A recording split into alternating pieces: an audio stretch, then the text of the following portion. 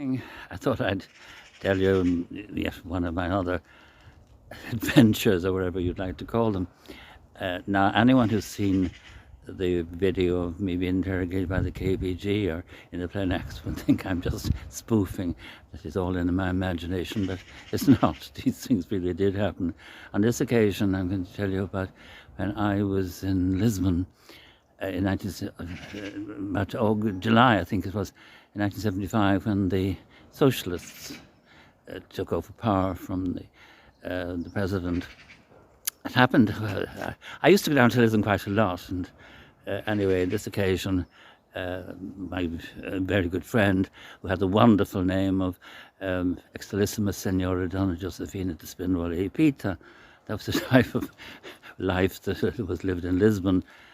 And anyway, Fina phoned me in Dublin to say that her cousin, who had been the first General Spinwell, who had been the first president of Portugal, had been overthrown or had left the country as a result of the socialist takeover. Now, I was in favour of the ending of the dictatorship, the fascist dictatorship of Salazar Quintano. So anyway, Fina was afraid that she was going to be, family were going to be put into jail or whatever. And so I went down to Lisbon. I told my parents actually I was going to Rosslare in County Wexford, and took the flight to Lisbon.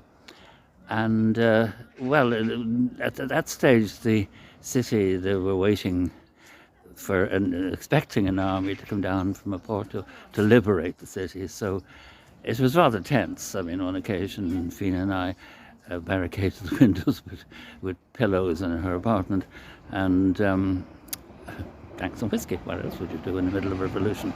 Anyway, one night I was in the sitting room, and she came in a terrible state. She'd been watching television, and the leader of the Socialists was General Otelo de Carvalho, and he had said on television that the reason there was no bullfights in Lisbon that summer was they were going to herd all the bourgeoisie into the bull ring and shoot them. So I told Fina, forbade her to watch television again, and told her that I would take her to dinner the following night in Gambrinus, which was a very fashionable restaurant.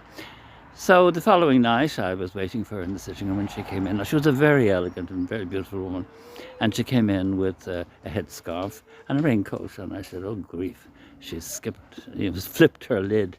So we drove down to down the Avenue de Liberdade, which is the main avenue with the Champs-Élysées of Lisbon. And I was on my way to the restaurant, and she gave me directions. We ended up in this very dark square, no lights at all, and I could hear her shouting in the distance. And anyway, here again, I thought she'd flipped her lid, and I would have kept my mouth shut. And we got out of the car, and she went across and knocked on the door, and lo and behold, we found ourselves in the kitchens of this famous restaurant. And we went in, and of course the usual things of steam and such in the kitchen, but there were also mirrors. And the next thing was Fina stood in front of one of the mirrors, took off her headscarf beautifully, coiffured hair, and then revealed a very beautiful dress and put on her jewellery, and we went into the dining room from the kitchen. And actually the shouting I'd heard previously was a riot outside the entrance, so one couldn't get in. I felt actually it was like being in Petrograd in 1916. So we pretended to have our dinner, and as per normal, as though nothing was happening. And then I think it was about 11:30, the head waiter, the maitre d', came over and presented us all with our bills, and just whispered to BBC World Service, and that was to tell us to go home and listen to see what was the army coming down from Oporto. So we got back and got home, and when I got back to the apartment, I phoned my mother, and my mother said, well, how is Rosslare? And I said, well, actually, Mummy, I'm in Lisbon. And then there was an unmerciful scream. So that was my experience during a socialist takeover in July, I think it was, 1975, and this is not made up. It really did happen. Okay, take care. Bye.